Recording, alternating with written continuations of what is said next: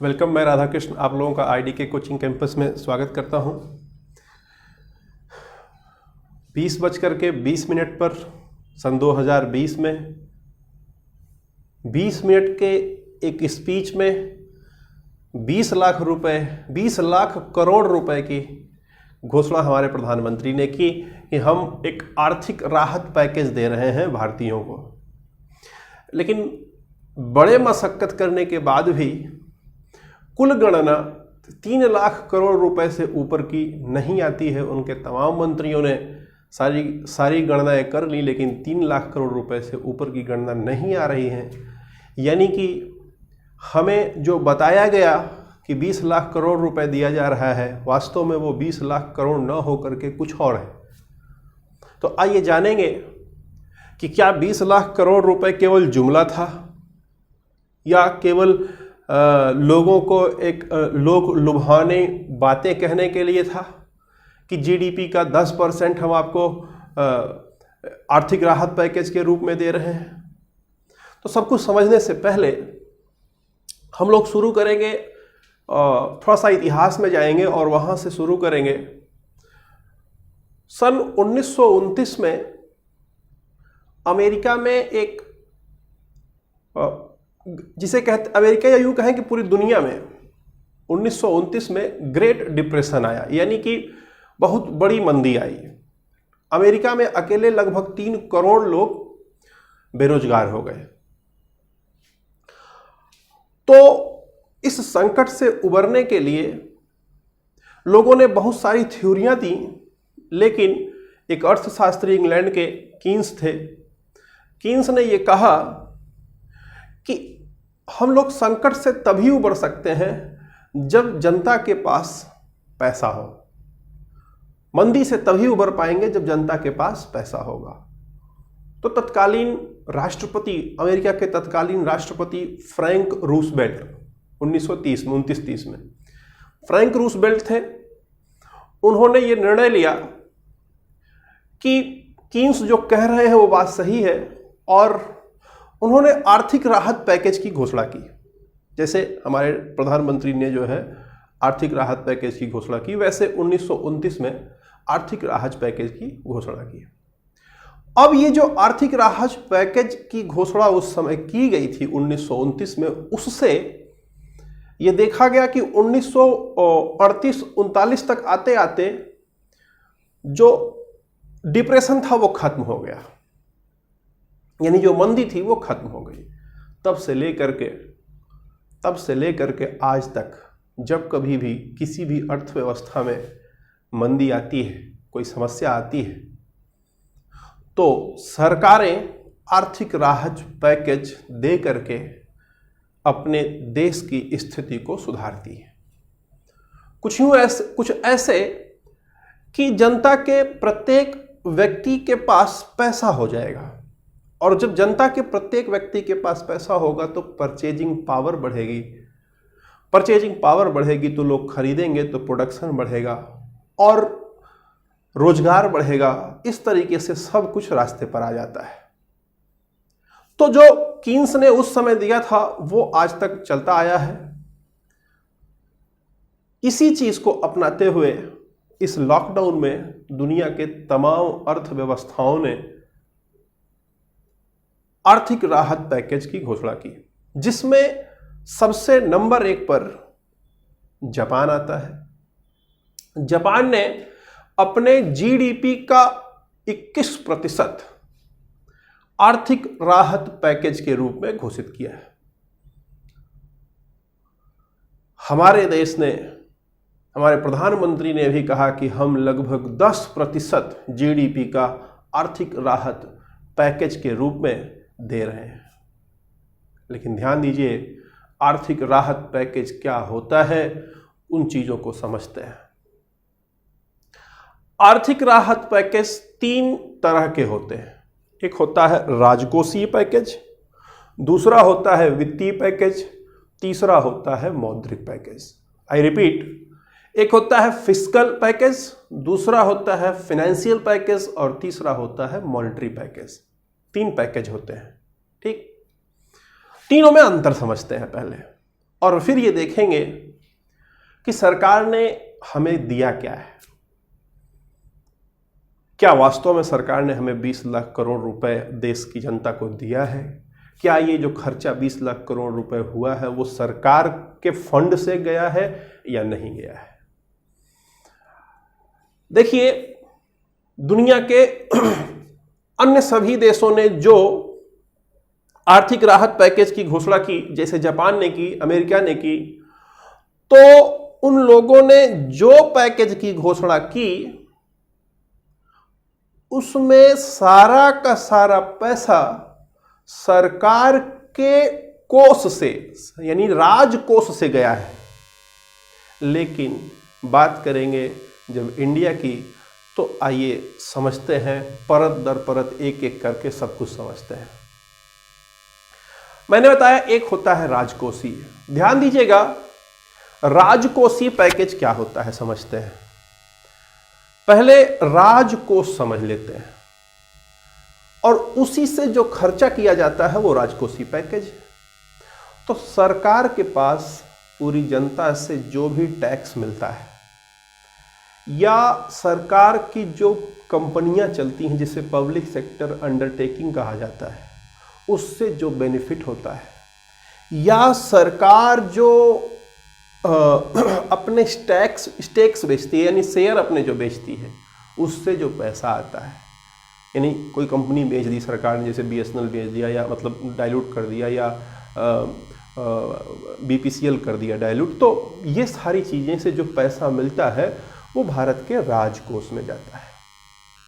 और उस यानी कि सारा पैसा जो कर से आता है या जो भी कमाई सरकार की है, वो जो सरकार के पास जाती है उसे राजकोष कहते हैं। क्लियर है? वहां से जो खर्चा होता है उसे राजकोषीय पैकेज के रूप में जाना जाता है। क्लियर हो गया? दूसरा होता है मौद्रिक पैकेज, यानी कि मॉनेटरी पैकेज। मॉनेटरी पैकेज क्या होता है? मॉनेटरी पैकेज में RBI, ध्यान दीजिएगा, RBI जो पैसा जनता के पास तक बैंकों के माध्यम से पहुंचाती है उसे मॉनेटरी पैकेज कहा जाता है। बात को आगे बढ़ाने से पहले एक चीज मैं आपको क्लियर कर देना चाहता हूं कि भारत सरकार और RBI दोनों को आप मिक्स नहीं कर सकते। आप ये नहीं कह सकते कि सरकार की बॉडी है RBI। RBI एक इंडिपेंडेंट बॉडी है। क्लियर है? तो RBI द्वारा दिए गए पैसे को हम सरकार का मदद नहीं मान सकते। कहीं पर भी ऐसी गणना नहीं की जाती है कि RBI द्वारा दिए गए मदद को या RBI द्वारा दिए गए लिक्विडिटी इन्फ्यूजन को, क्या होता है लिक्विडिटी इन्फ्यूजन, अभी उसको भी समझाते हैं, उसको कभी भी हम लोग सरकार द्वारा दिए गए पैकेज में शामिल नहीं कर सकते। क्लियर है? तो राजकोषीय पैकेज आपको समझ में आ चुका है। मौद्रिक यानी मॉनेटरी पैकेज क्या होता है कि RBI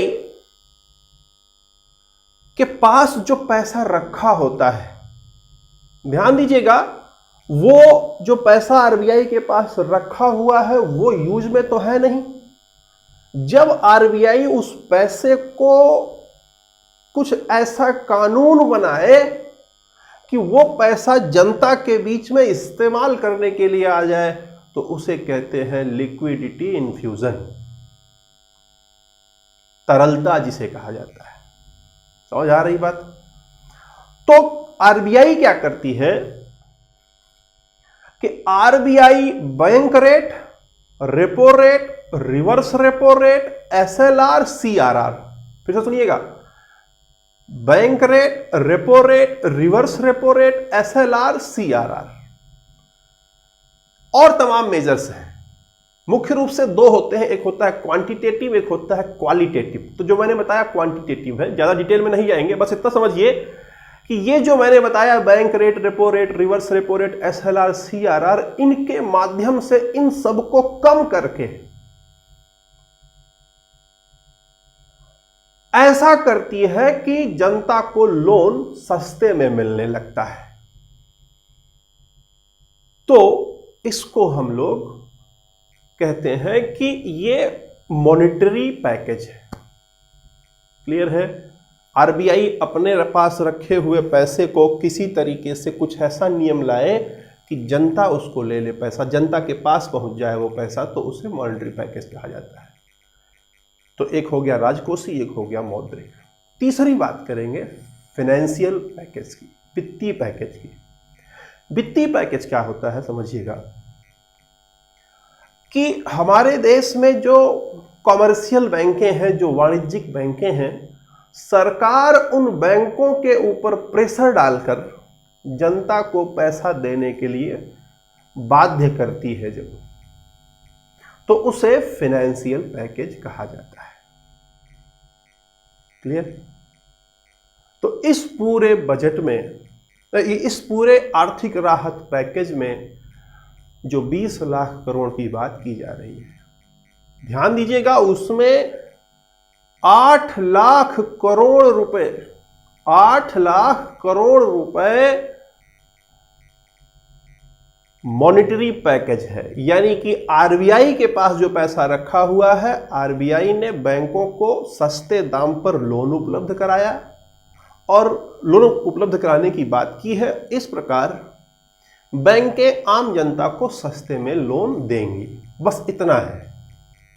क्लियर? 8 लाख, यानी कि 20 लाख करोड़ में से 8 लाख करोड़ जो है वो आरबीआई की देन है, और वो भी जनता को डायरेक्ट नहीं ऐसे मिल रहा है, लोन के रूप में मिल रहा है। और किस तरीके से लोन मिलता है आज के डेट में वो आप जान रहे हैं, मुझे बताने की जरूरत नहीं है। फिर उसके बाद बात करते हैं, अच्छा अगर आपको नहीं पता है तो एक बार ट्राई करके देख लो किसी बैंक में कि लोन आपको कैसे मिल रहा है। आगे बात करेंगे फाइनेंशियल पैकेज की। लगभग अभी एग्जैक्टली कैलकुलेटेड नहीं है, लेकिन ये माना जा रहा है कि लगभग 9 से 11 लाख करोड़ के बीच में फाइनेंशियल पैकेज के रूप में दिया जा रहा है। यानी कि सरकार ने दबाव बनाया हुआ है बैंकों के ऊपर कि बैंक करीब 9 लाख करोड़ रुपए से लेकर के 11 लाख करोड़ रुपए तक जनता को लोन उपलब्ध कराएगी। क्लियर हो रहा है? तो अब सवाल उठता है कि फिर सरकार क्या कर रही है। ध्यान दीजिएगा, सारे बड़े बड़े न्यूज़पेपर, सारे बड़े बड़े अर्थशास्त्रियों ने यह कहा कि भारत का जो आर्थिक पैकेज है वो 1.5 लाख करोड़ से 2 लाख करोड़ के आसपास आता है, जिसमें कुछ महत्वपूर्ण है जो आपको ध्यान देना चाहिए। एमएसएमई सेक्टर, एमएसएमई सेक्टर में, फिर पावर डिस्ट्रीब्यूशन सेक्टर में, फिर किसानों को कुछ लगभग कुछ पैसा दिया नहीं गया है, कंसेशनल क्रेडिट देने की बात की गई है, यानी कि उनको लोन कुछ सस्ते में दिया जाएगा। फिर लगभग 5,000 करोड़ रुपए स्ट्रीट वेंडर्स, यानी कि जो अखबार बेचते हैं, ठेला लगाते हैं, रेडी लगाते हैं, उनके लिए बात की गई है देने की। और लगभग 3,500 करोड़ रुपए बोला गया कि जो माइग्रेंट वर्कर्स हैं, लगभग 8 करोड़ लोग, उन लोगों को खाने पीने की व्यवस्था करने के लिए दिया जाएगा। और जो सबसे इंपॉर्टेंट बात बोला गया कि मनरेगा में पैसा इन्फ्यूज किया जाएगा, लगभग 60 और लगभग 40,000 करोड़ रुपए। ध्यान दीजिएगा, ये जो काम किए गए सरकार द्वारा ये सराहनीय है, लेकिन जो डेटा को गलत तरीके से रिप्रेजेंट किया गया कि 20 लाख करोड़ रुपए का आर्थिक पैकेज आपको दिया जा रहा है, मुख्य रूप से ये केवल जुमलेबाजी है, केवल कहने के लिए है 20 लाख करोड़ रुपए। देखिए मेरे हिसाब, मैं हमेशा जो है किसी भी स्कीम की किसी भी नीति की आलोचना नहीं करता हूं, लेकिन जब कभी ऐसा हो कि उसको गलत तरीके से कोई नेता प्रेजेंट कर रहा हो, तो सच्चाई क्या है उसको बताना हम लोगों की जिम्मेदारी होती है। ठीक है, तो उम्मीद करते हैं कि आप चीज़ों को समझ पाए हैं। और मैं बताऊं आपको, इस आर्थिक राहत पैकेज में वो पैसा भी जोड़ा गया है जो आपका खुद का पैसा है। कैसे? आपने सुना होगा टीडीएस और ईपीएफ। जो लोग नौकरी कर रहे हैं वो लोग जानते होंगे TDS, tax deduction at source, यानी कि जो आपकी आय होती है उस आय में से टैक्स डिडक्ट कर लिया जाता है, ठीक है। और ईपीएफ होता है एम्प्लॉय प्रोविडेंट फंड होता है। अब एम्प्लॉय प्रोविडेंट फंड है, उस एम्प्लॉय प्रोविडेंट फंड में आपका पैसा कटता रहता है और बाद में आपको वो पैसा जब आप रिटायर होते हो तो मिलता है। सरकार ने बोला कि उसका हम 2% अभी कटौती कम कर दे रहे हैं, यानी कि अगर आपको वेतन 100 रुपये मिल रहा था तो अब आपको 102 रुपये मिलेगा, लेकिन जो पैसा वो 2 रुपये आपको मिल रहा है वो आपको बाद में मिलता। वो पैसा तो आपका कहीं ना कहीं निवेश हो ही रहा था, यानी कि वो पैसा आप ही का है जो कहीं पर जमा हो रहा था। अब वो पैसा सरकार बोली है कि अभी हम आपको दे दे रहे हैं और उसको भी आर्थिक राहत पैकेज में जोड़ दिया गया है। तो इस तरीके से ये जो आर्थिक राहत पैकेज है 20 लाख करोड़ रुपए का, जिसे 5 दिन में लगातार हमारे फिनेंस मिनिस्टर ने लगातार 5 दिनों में इसको बताया है। एक बार फिनेंस मिनिस्टर हमारी अंग्रेजी में बोलती थी, फिर दूसरे मंत्री थे जो है अनुराग ठाकुर, वो हिंदी में बोलते थे। 5 दिन तक पूरा एपिसोड चला है। सोचिए कि बजट एक दिन में पास हो जाता है, बजट एक दिन में पेश कर दिया जाता है, 30 लाख करोड़ का बजट, और इसको बताने में 5 दिन लग गया, है ना। तो कहीं ना कहीं एक ये प्रोपोगंडा जैसा भी है। उम्मीद करते हैं कि आप समझ पा रहे होंगे। यहाँ पर कल की जो मैंने क्लास आपको बताई थी डायरेक्ट बेनिफिट ट्रांसफ़र, अगर वो हुआ होता तो कितना अच्छा होता। 20 लाख करोड़ रुपए जो दिया गया उससे हर व्यक्ति को 15,000 रुपये औसतन मिल सकते थे। ऐसा आपने देखा होगा, तमाम फेसबुक और उस पर लोग बोल रहे थे क्यों नहीं डायरेक्ट दे देते। मैं ये नहीं कह रहा हूँ कि सारा पैसा डायरेक्ट दे देते, लेकिन इतना पैसा तो जनता के पास जाना ही चाहिए था कि जनता की परचेजिंग पावर बनी रहे, जिससे प्रोडक्शन कंपनियों का बना रहे। अगर परचेजिंग पावर ख़त्म हो जाएगा तो प्रोडक्शन कम हो जाएगा, प्रोडक्शन कम हो जाएगा तो हमेशा जो मंदी है वो बरकरार रहेगी। तो उम्मीद करते हैं कि आपको चीज़ें समझ में आई होंगी। काम मेरा अच्छा लगा हो तो ज़रूर कमेंट करिएगा। धन्यवाद।